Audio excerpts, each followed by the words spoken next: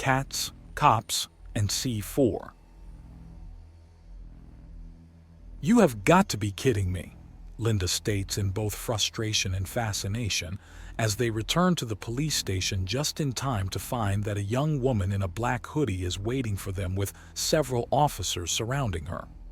Are you Officer Score? The girl asks. I am, Linda replies. Is this from the Shroud? I don't know. I was minding my own business at a nearby cafe when I was approached by a synthetic threat. They explained they were using a remote body to speak with me and needed me to deliver a message. I'd get 2 Kutha coins out of it and be in no danger, but I had to wear a black hoodie as I did so. After I agreed and put on the hoodie, I got the first coin and was given a key to a locker at a nearby public transit station where the other would be if and only if I finished the delivery, she explains. What happened next? Linda asks. They just vanished. No axiom build-up. Nothing strange, they just vanished. I don't know how they did it. I do, it's something I'm capable of, Cenk says as he fiddles with the chain attached to his belt. Each link on this chain has a different effect encoded in it. The topmost effect, it's an emergency recall beacon. I run axiom through it and I get pulled to the Dauntless. The amount it needs is so small it can't be casually sensed, and it took me a long time to figure out how to not set it off by accident. I was wondering why your axiom control improves so much. Linda notes calmly and Cenk shrugs. It may not be my field of expertise, but I'm not an idiot. Cenk replies, There, monkey. Just stand up straight and look pretty. It's all we expect, really. Vera taunts him and he gives her a sideways look with a raised eyebrow. Yes, I still want that spar. I'm just getting you in the right mood. Clearly, he says in a clipped tone. She just lets off a snicker and kisses him on the cheek. Clearly, she says back. So what is the message? Linda asks the courier who holds out a data slate. We've scanned it a few times and there is no bomb inside it nor anything but information, a lot of information on there. The officer to the right of the courier states and Linda takes it. It scans her hand and then projects the image of a hooded figure with their face utterly in shadow looking at them. Hello, officer, says the synthesized voice of the Shroud. I'm sure you're just full of questions at a time like this. Know that this is a limited artificial intelligence that is prompted on the correct keywords to deliver specific parts of the message in a manner similar to holding a conversation. The majority of this was pre-recorded well before the incident that caused it to be sent to you and is here to help me explain my actions and better enthuse you to continuing our little game. You think this is a game? Linda demands. Of course it's a game. Cops and robbers, heroes and villains, law enforcement and lawbreakers. It's one of the oldest games any society plays, or perhaps I should say every society plays. There is even an agreed-upon penalty and point system. How is this not a game? It's not a game when innocent civilians are brought into this mess and left bleeding and broken. Ah, the innocent. So now we come to why I have sent this message. Cherikoth, currently residing on the 23rd level of Fawnspire, has been a very stable and able supplier of numerous drugs, chemicals, and narcotics. Today I gave her final test. She failed that test when she left her home on the 14th floor in the 32nd apartment of the Marigo building with intent to do harm to the innocent. I have very few rules and limits, but my biggest rule is consent. Those that commit crimes or enforce law have consented to this game. Those that hang around to watch a gang war have consented to the violence. Those 3 women consented to the violence, but not to the drugs. Feel free to do whatever you wish to Cherikoth. She is dead to me. That's a very interesting moral system you have there, Cenk notes. Use the correct keywords to prompt more conversation, simpleton. The basic program of the Shroud replies, Innocence. Cenk says correctly, guessing that it would be an important enough keyword to be included. Ah, yes, my concern for innocence. Well, every game has boundaries and infractions for breaking the rules. That is my rule. The uncorrupted, the peaceful, and the intelligent need not worry for me and my effects. They are out of bounds, and I will sever contact and feed any idiot that uses my resources to deliberately harm the innocent to you officers. There is more than enough for me to do, more than enough for me to accomplish without descending into monstrosity. And what do you wish to accomplish? Linda asks. That, dear officer, is the correct question. The program states, message delivered, self-deletion in progress. There's a flurry of movement as a nearby Gobi officer rushes the device, swipes it from Linda, and forcibly deactivates it by cracking open the data slate and blocking the power feed. Hopefully, we can save some data. Hopefully. Furthermore, let us hope that this information is accurate. A criminal mastermind is a problem and possibly a deadly threat. A mastermind with standards, on the other hand, while still a problem, is less a life or death threat, Linda remarks. Only to civilians. We're fully in the line of fire, and there was nothing in that message that suggested that the Shroud has any hesitation to the act of murder. Just not murder to those who are not involved, which is more pragmatic than anything. A mass murderer is something everyone jumps on.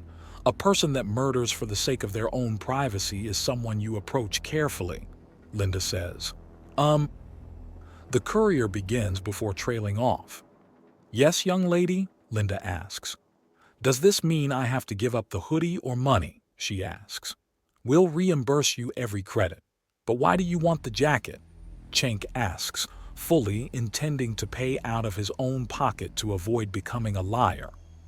It's comfy, she says, and he has to confess she has a point. He knows at least 5 guys who sleep in their hoodies. We still need it for evidence, but it shouldn't be too hard to find you a replacement. Perhaps in a different color or style, Linda offers. Oh, shopping trip. We can have fun with that, Vera notes. That may be a good idea. We'll keep you safe for the next little while anyways, especially while you fetch the rest of your pay. I get to have all of it? Of course. Running a message isn't illegal. Now, if there's something in the locker other than credits, we're taking that. But the credits were promised to you, and if they are there to pay you, then it's your pay to have.